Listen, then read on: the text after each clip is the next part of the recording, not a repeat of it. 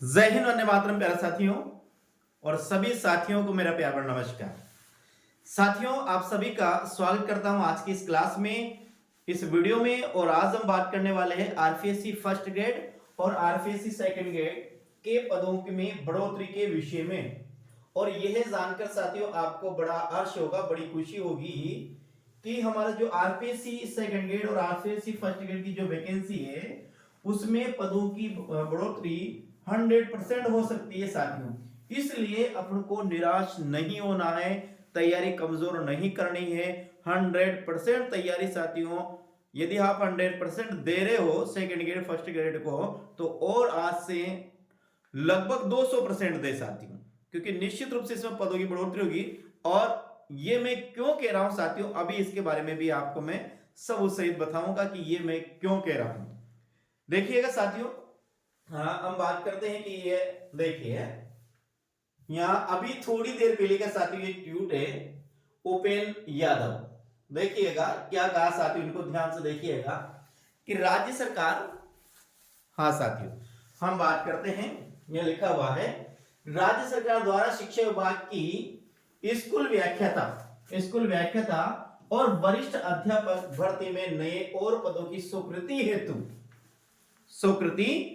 किसमें, RPSC first grade और RPSC second grade में पदों की वृद्धि हेतु।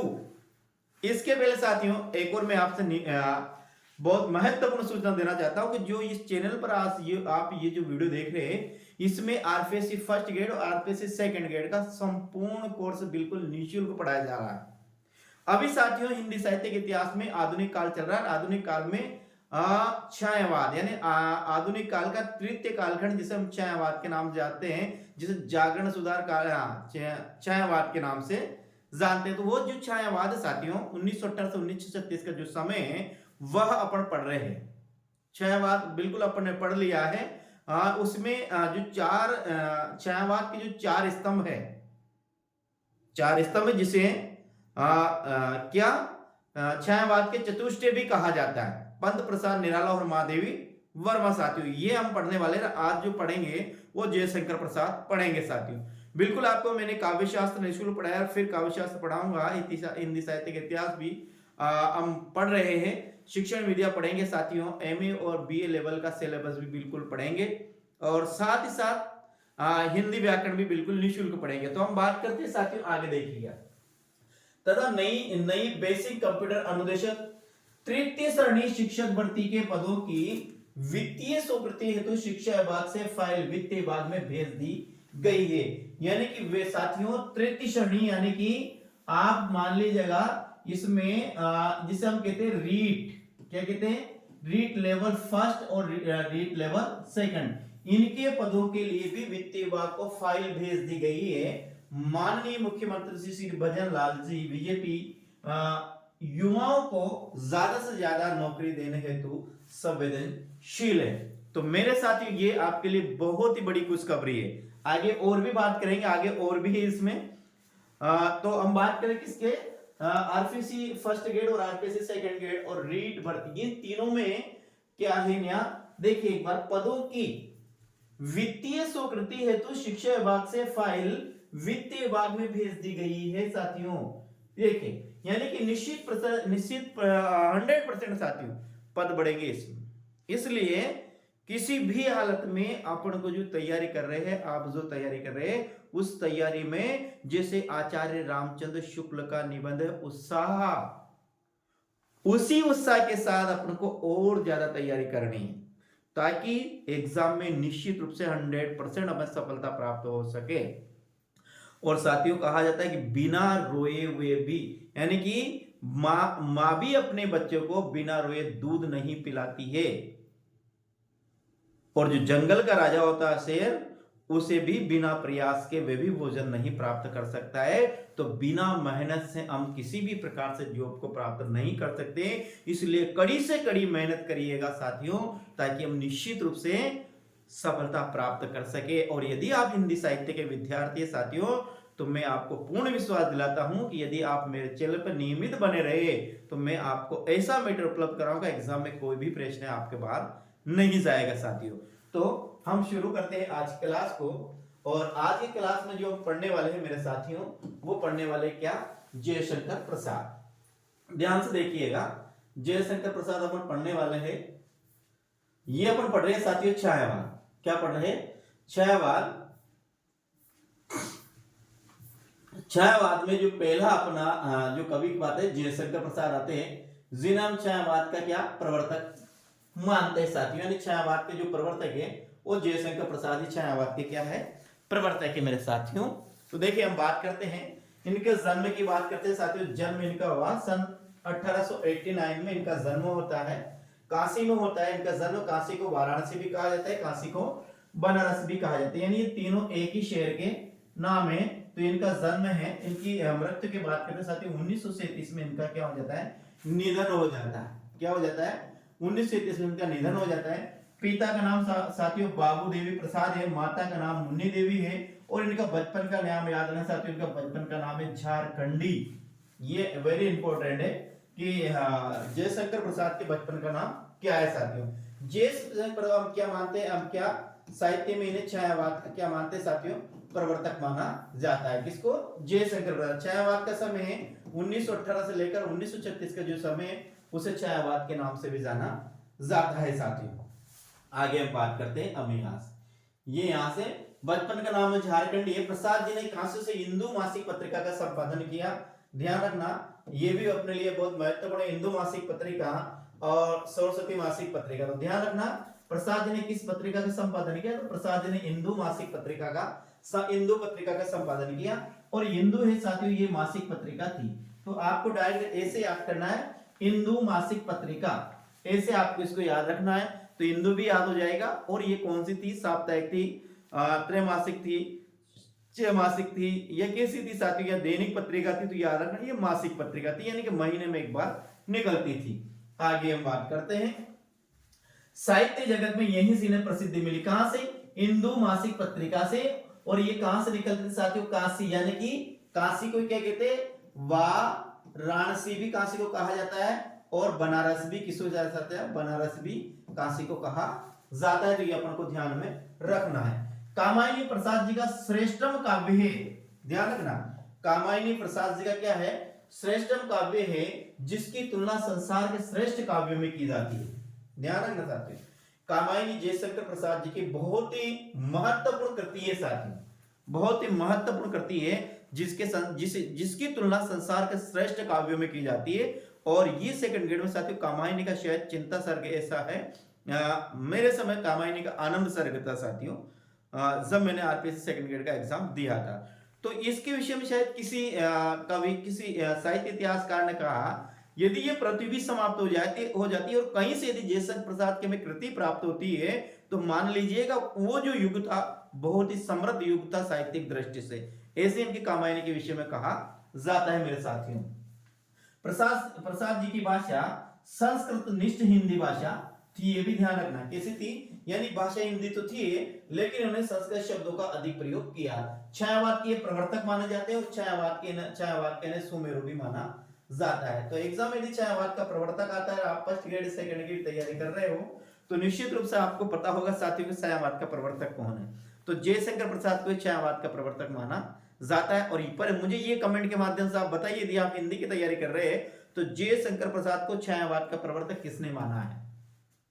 छायावाद का प्रवर्तक किसने माना है? राम कुमार वर्मा ने माना है, इलाचंद जोशी ने माना है, इलाचंद जोशी ने माना है, या डॉक्टर नगेंद्र ने माना है साथियों, या आचार्य रामचंद्र शुक्ल ने माना, हजारी प्रसाद, किसने माना इनको जयशंकर प्रसाद को छायावाद का प्रवर्तक? सर माने अनुसार तो माना ही जाता है, लेकिन छायावाद के प्रवर्तक के संबंध में विद्वानों मतभेद है। कोई प्रसाद को, कोई पंत को, माखनलाल चतुर्वेदी ऐसे मानते, तो जयशंकर प्रसाद को किसने माना है? ठीक है, तो याद रखना छायावाद के प्रवर्तक, और इन्हें छायावाद के क्या सुमेरु भी कहा जाता है। एक और ध्यान रखना, ये ब्रजभाषा में कलाधर नाम से कविता लिखते थे। ये भी ब्रजभाषा में किस नाम से लिखते थे? तो ये ब्रजभाषा में कलाधर उपनाम से काव्य रचना करते थे। कौन? जयशंकर प्रसाद है मेरे साथियों, ये कलाधर उपनाम से काव्य रचना करते थे। इस बात को आपको अच्छी तरह से ध्यान रखना है मेरे साथियों। आगे हम बात करते हैं, देखिए अब यहाँ बहुत ये वेरी इंपॉर्टेंट प्रश्न तथ्य है जो आपको ध्यान में रखना है। प्रसाद जी का पहला ऐतिहासिक नाटक है साथियों जो राजश्री। कौन है? यदि एग्जाम में पूछ लिया जाए प्रसाद का पहला ऐतिहासिक नाटक कौन है साथियों, तो राजश्री, ध्रुव स्वामिनी, चंद्रगुप्त, स्कंदगुप्त, ये आदि साथियों इनके क्या ऐतिहासिक नाटक है। लेकिन इन सभी में यदि पहला ऐतिहासिक नाटक पूछा जाए तो अपना आंसर क्या होगा? राजश्री अपना सही आंसर होगा। और प्रसाद जी की पहली कहानी ग्राम है साथियों जो 1911 में प्रकाशित हुई थी। कहां से? 1911 में प्रकाशित हुई थी। प्रसाद जी की जो पहली कहानी है वो कौन है? ग्राम है, जो कब प्रकाशित हुई थी? 1911 में प्रकाशित हुई थी। किसमें? काशी से निकलने वाली हिंदू मासिक पत्रिका में प्रकाशित हुई थी। ध्यान रखना, जयशंकर प्रसाद जी की पहली कहानी कौन है? ग्राम है। कब प्रकाशित हुई थी? 1911 में प्रकाशित हुई थी। किस पत्रिका में प्रकाशित हुई? हिंदू मासिक पत्रिका में प्रकाशित हुई। हिंदू मासिक पत्रिका कहां से प्रकाशित होती थी? तो ये काशी, बनारस, वाराणसी से हिंदू मासिक पत्रिका प्रकाशित होती थी। जहां से पत्रिका प्रकाशित होती थी वहीं जयशंकर प्रसाद जी का जन्म हुआ था 1889 में। ये भी आपको ध्यान रखना। मृत्यु उनकी 1936 में हो गई थी। पिता का नाम बाबू देवी प्रसाद था, माता का नाम मुन्नी देवी था, बचपन का नाम झारखंडी था। ये छायावाद के प्रवर्तक है। इन्हें छायावाद का सुमेरु भी कहा जाता है। ब्रज भाषा में ये कलाधर नाम से काव्य रचना करते थे साथियों। ये इनके बारे में अपन अभी तक पढ़ा है। प्रसाद जी की अंतिम कहानी सालवती है जो 1936 में प्रकाशित हुई थी और 1937 में इनकी क्या हो जाती है मेरे साथियों? मृत्यु हो जाती है। तो ध्यान रखना, प्रसाद जी की जो अंतिम कहानी वह नाम है सालवती है। क्या नाम है? ध्यान रखना, सालवती है, जो 1936 में प्रकाशित हुई थी। प्रसाद जी छायावादी रचना की बात करते हैं प्रसाद जी की साथियों, तो छायावादी रचना इनकी है झरना आंसू लहर। क्या है? झरना आंसू लहर, कामायनी और चित्राधर साथियों। क्या है? झरना आंसू लहर, कामायनी और चित्राधर। याद रखना, झरना आंसू लहर, कामायनी और चित्राधर। झरना आंसू लहर, कामायनी और चित्राधर, इनकी लगभग जितनी भी रचना है वो लगभग साथियों क्या है? छायावादी रचना है। 1, 2, 5 रचना को छोड़कर। लेकिन ये तथ्य भी आपको ध्यान रखना है कि छायावादी रचना में प्रमुख आ गई झरना आंसू लहर, कामायनी और चित्राधर साथियों। ये झरना 1918 में प्रकाशित हुआ था और कहा जाता है कि जो झरना को क्या छायावाद की प्रयोगशाला भी कहा जाता है। छायावाद की प्रयोगशाला। पहली बात देखिए, ये झरना है कब प्रकाशित हुआ था? 1918 में हुआ था। इसे क्या छायावाद की क्या कहा जाता है? इनको प्रयोगशाला भी कहा जाता है साथियों। याद रखना है, क्या कहा जाता है? इसे छायावाद की प्रयोगशाला भी कहा जाता है। आंसू को युवाओं का कंठार कहा जाता है साथियों। क्या कहा? युवाओं का कंठार कहा जाता है। किसे? कंठार। किसे साथियों? आंसू को। कामायनी जो प्रकाशित हुई साथियों ये 1935 में प्रकाशित हुई और इसे संसार के श्रेष्ठ काव्य में गिना जाता है साथियों। ये शिव दर्शन के प्रत्या विज्ञान पर आधारित है। इसमें सर्गों की संख्या बात करते थे 15 सर्ग। किसमें? कामायनी में 15 सर्ग। पहला सर्ग साथियों जिनका ये पहला सर्ग इसका कौन सा? चिंता है। और अंतिम जो 15 सर्ग है वो क्या है? आनंद है साथियों। क्या है? आनंद है। इसमें मनु, श्रद्धा, ईड़ा, आरुत और आकुली आदि आते हैं। ये आपको ध्यान रखना है साथियों। ये सब चीजें आपको ध्यान रखने इसके। और ये जो चित्राधर है साथियों ये इनकी ब्रज भाषा की रचना है। और ब्रज भाषा में किस नाम से लिखते थे? ये भी याद है, कलाधर नाम से लिखते थे। बचपन का नाम इनका क्या था?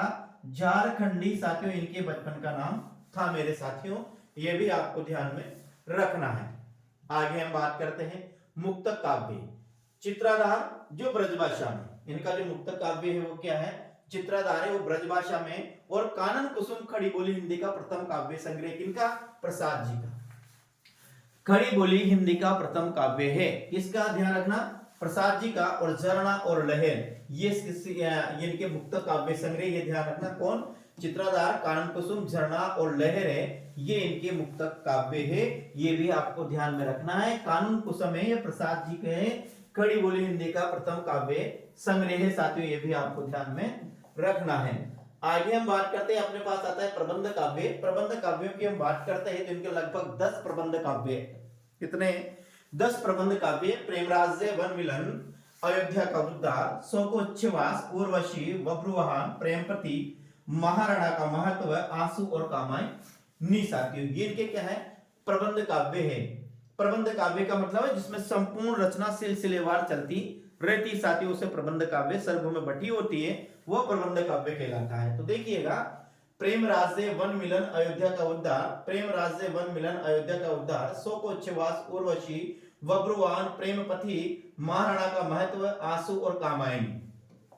प्रेम राज्य वन मिलन अयोध्या का उद्धार, शोकोच्छ्वास उर्वशी बब्रुवाहन प्रेम पथी महाराणा का महत्व आंसू और कामायनी। साथियों ये क्या है, इनका प्रबंध काव्य है। किनके प्रबंध काव्य है, जयशंकर प्रसाद जी को। और ये भी याद रखना है इनका कौन कौन सा प्रबंध काव्य है, कौन कौन सी इसकी रचना। ये बहुत ही इंपॉर्टेंट काव्य, क्योंकि छायावाद में यदि प्रश्न आया, छायावाद से यदि प्रश्न इन्होंने छायावाद संबंध प्रश्न नहीं पूछा, तो छायावाद के जो कवि है ये मुख्य रूप से चार तो कवि है, इसमें भगवती चरवार और एक राम कुमार वर्मा दो और आते हैं इसमें।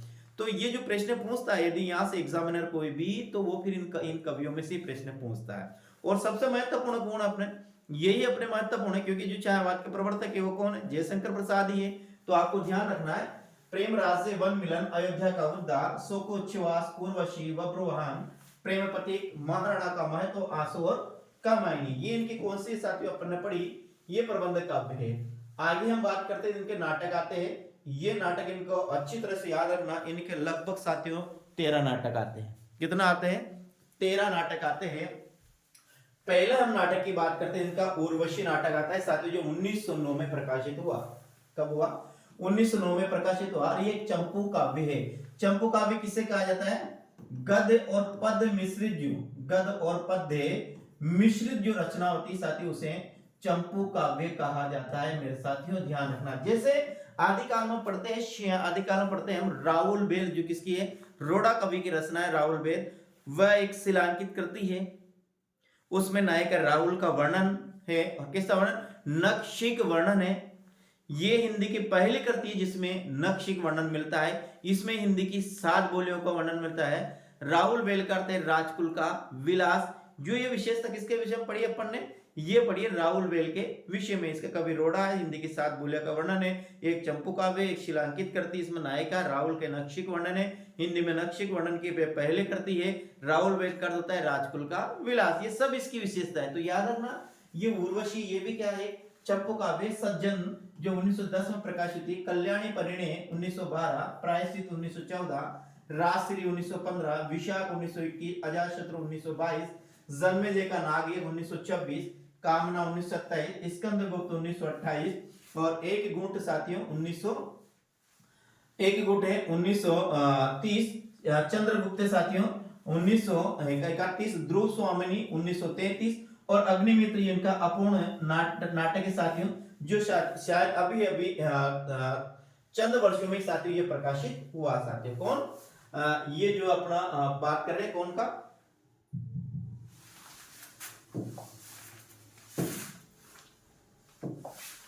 हाँ, अग्निमित्र के विषय में। तो आपको ध्यान रखना, नाटक इनका अपना पास उर्वशी आता है 1909, सज्जन 1910, कल्याणी 1912, प्रायश्चित 1914, राजश्री 15, विशाख 1921, अजातशत्रु 1912, जन्मेजय का नाग 1926, कामना 1927, स्कंदगुप्त 1928, एक गुट 1930 और चंद्रगुप्त साथियों 1931, ध्रुव स्वामी 1933 और अग्निमित्र साथियों जो इनका अपूर्ण। ध्यान रखना, यदि एग्जाम में प्रश्न आता है तो प्रसाद जी का अपूर्ण नाटक कौन सा है, तो आपको ध्यान रखना अग्निमित्र साथियों जो प्रसाद जी का अपूर्ण नाटक है। एक और आपको यहाँ पर ध्यान रखना है, क्या, हम देखो मैं बताता हूँ आपको। ये रचना आती साथियों, यहाँ एक रचना आती है जो अपन पढ़ते एक गुट, जो यहाँ लिखा हुआ है, जो कहता है एक गुट को हिंदी साहित्य के कुछ विद्वान, ध्यान रखना, एक गुट को हिंदी साहित्य के कुछ विद्वान इसे हिंदी की पहली एकांकी भी मानते हैं साथियों, पहली हिंदी की एकांकी भी मानते हैं। यदि सर्वमान्य मत अनुसार देखा जाए तो हिंदी की जो पहली एकांकी, मुझे कमेंट के माध्यम से बताइए कौन सी है। हिंदी की पहली एकांकी है वो बादल की मृत्यु है, शायद राम कुमार वर्मा की।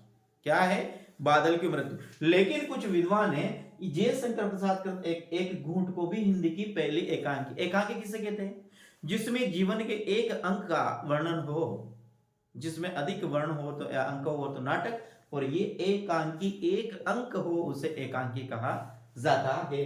तो 1930 में प्रकाशित हुई, कुछ विद्वान से हिंदी की क्या मानते हैं, प्रथम एकांकी भी मानते हैं। आगे बात करेंगे उपन्यास आते हैं साथियों। तो उपन्यास इनके 3 हैं, बिल्कुल सीधे उपन्यास। कंकाल, तितली और इरावती इनके क्या है, उपन्यास। क्या है, कंकाल, तितली और इरावती 1929, 1934, 1938। और इरावती है मेरे साथियों, ये क्या अपूर्ण है। इरावती वो क्या है, अपूर्ण है। कंकाल, तितली, इरावती, कंकाल, तितली, इरावती, कंकाल, तितली, इरावती, कंकाल, तितली, इरावती, कंकाल, तितली, इरावती, कंकाल, तितली, इरावती, इनके क्या है, नाटक है। और कितने उपन्यास है, और कितने हैं, 3 उपन्यास है। आखिरी जो उपन्यास आती है वह अपूर्ण है। और ये 1929, 1934 और 1938 अपन को याद में रखना है। आगे हम बात करते हैं, इनके निबंध आते हैं साथियों। तो निबंध इनके 2, एक ऐतिहासिक निबंध भी है और साहित्यिक निबंध भी, ऐतिहासिक निबंध भी है। पहला साहित्यिक निबंध की बात करते हैं, प्रकृति सौंदर्य हिंदी कविता का विकास। ध्यान रखना क्या है, प्रकृति सौंदर्य और हिंदी कविता का विकास, ये इनके क्या है साथियों, प्रकृति साहित्यिक निबंध। याद रखना, एक साहित्यिक निबंध है, पहला है प्रकृति सौंदर्य और दूसरा हिंदी कविता का विकास है। आगे हम बात करते हैं, यहाँ आता है ऐतिहासिक निबंध में। ध्यान रखना, सम्राट चंद्रगुप्त मौर्य है, मौर्य साम्राज्य का परिवर्तन है, आर्यव्रत का प्रथम सम्राट है, और दशरथ युद्ध या दशराज्य युद्ध आता है साथियों, दशरथ या दशराज्य युद्ध आता है। तो ध्यान रखना, ऐतिहासिक निबंध की बात करते हैं। तो यहाँ ऐतिहासिक निबंध में अपना जो पहला निबंध कौन सा आता है, सम्राट चंद्रगुप्त मौर्य, मौर्यों का साम्राज्य परिवर्तन, आर्यव्रत का प्रथम सम्राट, और दशराज्य या दशरथ युद्ध नाम से ये इनके 4 मिलते हैं साथियों। कितने, 4 नाटक मिलते हैं, 4 निबंध मिलते हैं जो ऐतिहासिक निबंध है। या और आपने देखा साहित्यिक निबंध 2, एक है प्रकृति सौंदर्य और एक है हिंदी कविता का विकास। ये इनके 2 क्या है, ये तो है इनके साहित्यिक निबंध, और 4 इनके क्या है, ऐतिहासिक निबंध है। इसके बाद मेरे साथियों कहानी की बात करते हैं। इनकी कहानियां लगभग 5 कहानियां अपने को देखने को मिलती है, जिसमें पहली कहानी छाया, प्रतिध्वनि, आकाश, दीप, आंधी, इंद्रजाल। 12, 26, 29, 31 और 36। छाया, प्रतिध्वनि, आकाश, आंधी, इंद्रजाल। बिल्कुल इनकी कहानियां बिल्कुल याद हो जाएगी आपको। किसी प्रकार मतलब ज्यादा लोड लेने की आवश्यकता नहीं, इनको ट्रिक से याद करिए। क्या, छाया, प्रतिध्वनि, आकाश, आंधी, इंद्रजाल, छाया, प्रतिध्वनि, आकाश, आंधी, इंद्रजाल, छाया, प्रतिध्वनि, आकाश, आंधी, इंद्रजाल। ये छाया, ये याद रखना। फिर यहाँ आपको आ और ई, आकाश, आंधी, इंद्रजाल है। छाया, प्रतिध्वनि, आकाश, आंधी, इंद्रजाल, छाया, प्रतिध्वनि, आकाश, आंधी, इंद्रजाल, छाया, प्रतिध्वनि, आकाश, आंधी, इंद्रजाल, छाया, प्रतिध्वनि, आकाश, आंधी, इंद्रजाल। आंधी, ये आंधी नहीं है साथियों, क्या है, ये आंधी है। छाया, प्रतिध्वनि, आकाश, आंधी, इंद्रजाल 12, 26, 29 और 31 और 36 में ये प्रकाशित हुई है।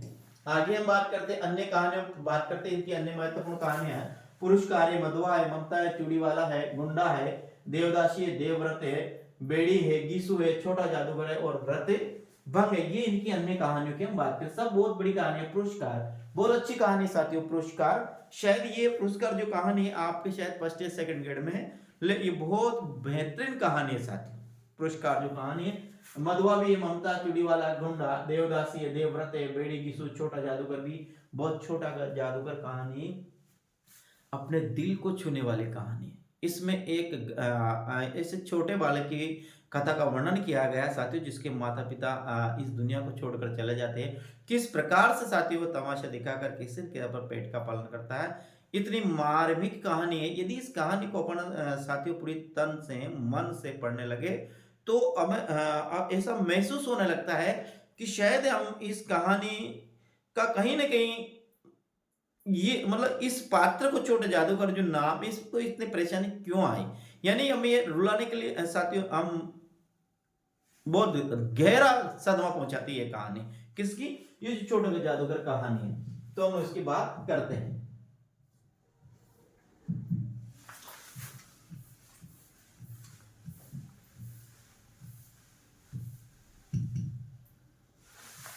देखिए आगे हम बात करते हैं, ये अन्य कहानी है। इसके बाद अपनी आगे आती है इनकी समीक्षात्मक निबंध भी आते हैं, जिसमें चंपू है, कवि और कविता है, कविता का रसास्वादन है, काव्य व कला है, रहस्यवाद है, रस रंगमंच है, नाटकों में रस का प्रयोग और नाटकों का आरंभ। ये इनके प्रमुख क्या है, समीक्षात्मक निबंध है।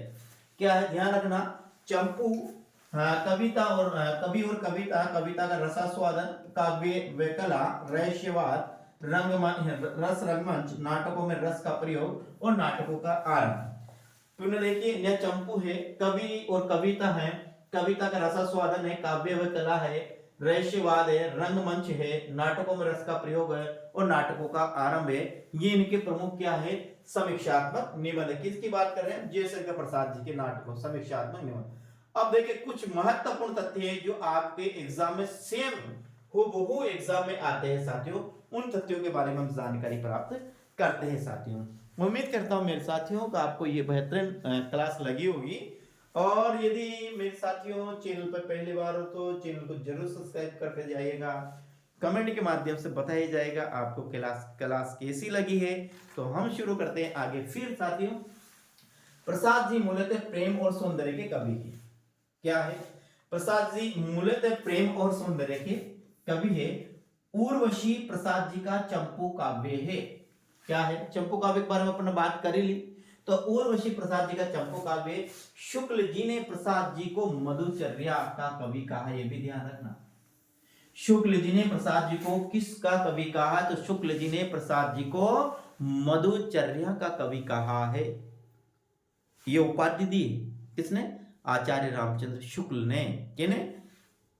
जयशंकर प्रसाद जी को मधुचर्या का कवि भी कहा है। कामायनी का रचना वर्ष है 1925 है। कामायनी में सर्गों की संख्या 15 है। कामायनी का प्रथम सर्ग चिंता है। अंतिम सर्ग इसका क्या है? आनंद है। कामायनी का अंतिम सर्ग क्या है? आनंद है। आगे बात करते हैं। कामायनी पर प्रसाद जी को 1944 में मंगला प्रसाद पुरस्कार भी मिला है। मंगला प्रसाद पारितोष भी इनको मिला है। कामायनी को छायावाद का गौरव ग्रंथ, छायावाद का उपनिषद और कालजयी रचना कहा जाता है साथियों। ध्यान रखना, कामायनी की बात करते हैं तो कामायनी कब प्रकाशित हुई मेरे साथियों? कामायनी जो प्रकाशित हुई ये हुई 1935 में। कब हुई? 1935 में प्रकाशित हुई। इसमें सर्गों की संख्या कितनी है? 15 है। पहला सर्ग कौन सा है? चिंता है। अंतिम 15वां सर्ग है वो कौन है? आनंद साथियों। कौन है? आनंद। इसमें 1944 को कौन सा पुरस्कार मिला? 1944 में मिला मंगला प्रसाद पारितोष या मंगला प्रसाद इनको पुरस्कार मिला है। किस पर? कामायनी को।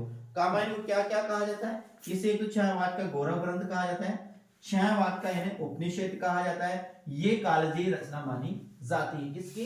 कामायनी के बारे में बात करते हैं। आगे बात, कामायनी शैव दर्शन प्रत्यभिज्ञान पर आधारित है। कौन? कामायनी है वो शैव दर्शन के प्रत्यभिज्ञान पर आधारित है साथियों। ये भी आपको ध्यान रखना है।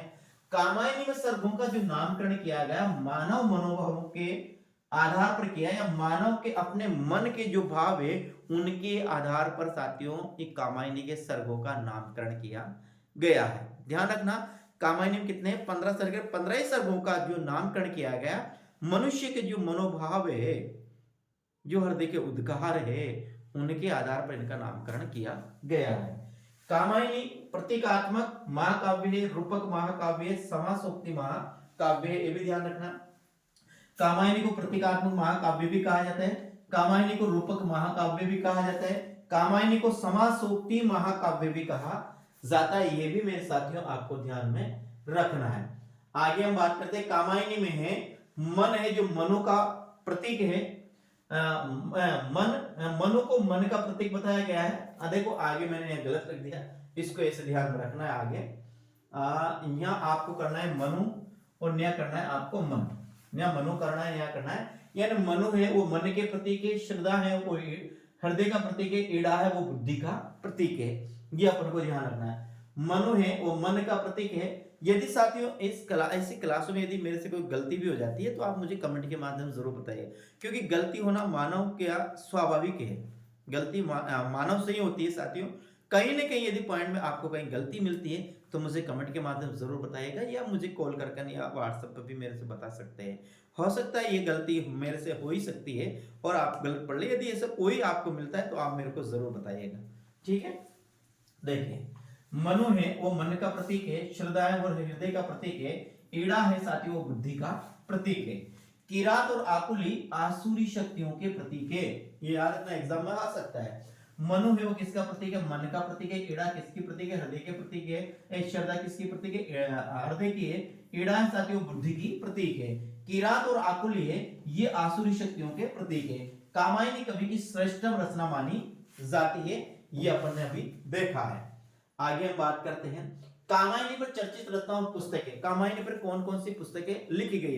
ये साथियों एग्जाम में आए हुए प्रश्न हैं। कामायनी पुनर्मूल्यांकन, कामायनी एक पुनर्विचार, ये सब एग्जाम में आए हुए क्वेश्चन है और ये अपन को निश्चित रूप से याद रखना है। जैसे कामायनी में जे शंकर प्रसाद एक रचना लिखी, वो लिखी नंद दुलारी बाजपेयी ने। जे शंकर प्रसाद रचना भी है और ये रचना किसके द्वारा लिखी गई है? ये लिखी नंद दुलारी बाजपेयी ने। और कामायनी एक पुनर्विचार है गजानन माधव मुक्तिबोध द्वारा लिखी गई है। कामायनी एक पुनर्मूल्यांकन है रामस्वरूप चतुर्वेदी ने लिखी है। और कामायनी मूल्यांकन जो रचना है वो इंद्रनाथ मदान ने लिखी है। आपको ध्यान रखना है जयशंकर प्रसाद जो रचना है, जयशंकर जो रचना है वो किसकी है? ये नंदुलारे वाजपेयी की है। कामायनी एक पुनर्विचार है किसकी? गजानन माधव मुक्तिबोध की। आपको एग्जाम में केवल मुक्तिबोध भी मिल सकता है, ये ध्यान रखना। पूरा नाम नहीं मिल सकता है। गजानन माधव मुक्तिबोध वो दे सकता है, नहीं दे सकता है, वो आपको मुक्तिबोध भी दे सकता है। तो आपको गजानन माधव मुक्तिबोध भी याद रखना और मुक्तिबोध भी याद रखना है। आगे हम बात करते हैं कामायनी एक पुनर्मूल्यांकन है, ये रामस्वरूप चतुर्वेदी की रचना है। कामायनी मूल्यांकन और मूल्यांकन रचना ये इंद्रनाथ मदान की रचना है साथियों।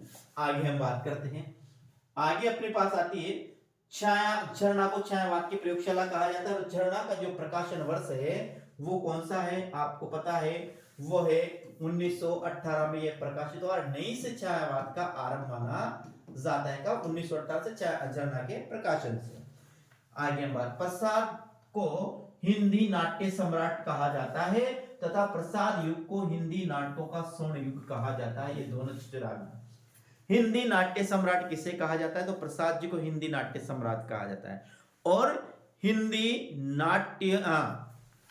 हिंदी नाटकों का स्वर्ण युग किसे कहा जाता है? तो ध्यान रखना प्रसाद युग को, जो नाटकों को हम 3 भागों में बांटते हैं, तो ध्यान रखना जो प्रसाद युग है वो हिंदी नाटकों का स्वर्ण युग माना जाता है, गोल्डन एज मानी जाती है साथियों। ध्यान रखना गोल्डन युग माना जाता है, स्वर्णिम काल माना जाता है साथियों। कौन?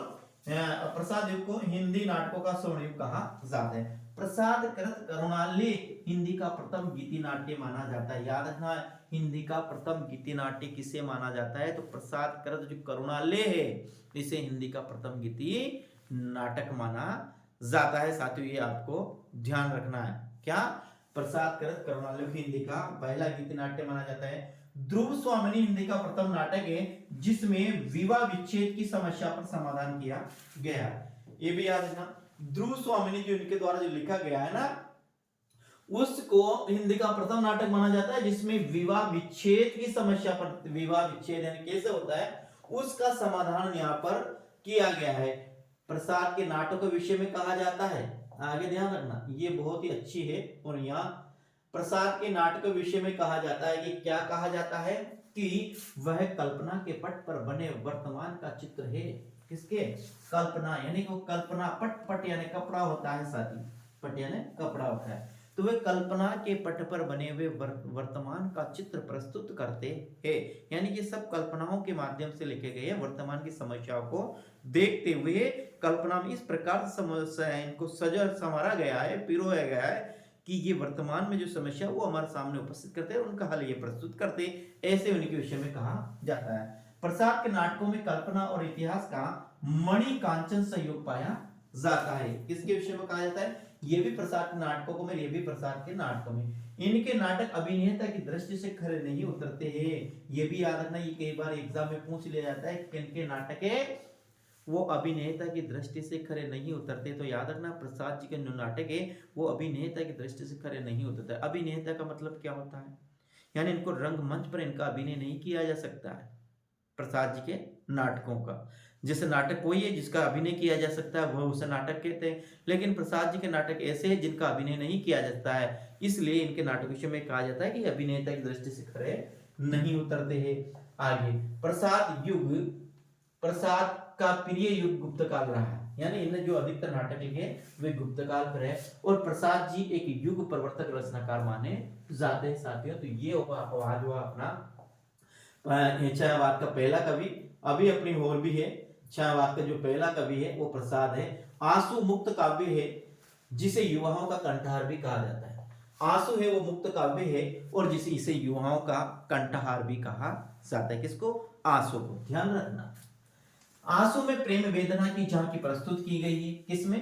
आंसू में प्रेम वेदना की झांकी प्रस्तुत की गई है। प्रसाद जी के साहित्य में प्रकृति के सचेतन रूप के साथ साथ मानव के लौकिक और पारलौकिक जीवन की झांकी प्रस्तुत की गई है।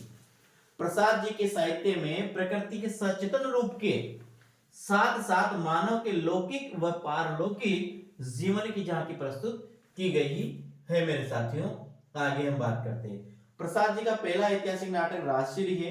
प्रसाद जी के पहले कहानी संग्रह ग्राम 1911 में काशी से निकलने वाली इंदु मासिक पत्रिका में प्रकाशित हुई थी और प्रसाद जी की अंतिम रचना सालवती जो 1936 में प्रकाशित हुई थी साथियों। ये था आज अपना छायावाद का पहला कवि जयशंकर प्रसाद। कल पढ़ेंगे पंत, फिर पढ़ेंगे निराला, महादेवी वर्मा, भगवती चरण वर्मा, राम कुमार वर्मा, लघुत्रयी, व्रतत्रयी, छायावाद के चतुष्टय, ये सब अपन पढ़ेंगे। बेहतरीन रूप से पढ़ेंगे, अच्छे पढ़ेंगे ताकि आप एग्जाम में किसी प्रकार से कोई भी प्रश्न आपका गलत नहीं जाए। ये सब मैं साथियों प्रयास कर रहा हूँ और लेकिन आप कितना साथ देते हो मेरे को ये अलग बात है। तो मेरे प्रिय साथियों, सभी को गुड नाइट, राम राम। मस्त पढ़िए, आनंद पढ़िए, आनंद के साथ पढ़िए और चैनल पर पहले बने रहेगा। चैनल पर पहली बार तो चैनल को जरूर सब्सक्राइब करते हुए जरूर जाएगा साथियों। कैसे लगा मुझे कमेंट के माध्यम से बताकर जाएगा। तो जय हिंद मेरे साथियों, राम राम। मिलते हैं कल फिर अगली क्लास में किसी अच्छी बेहतरीन न्यूज के साथ साथ।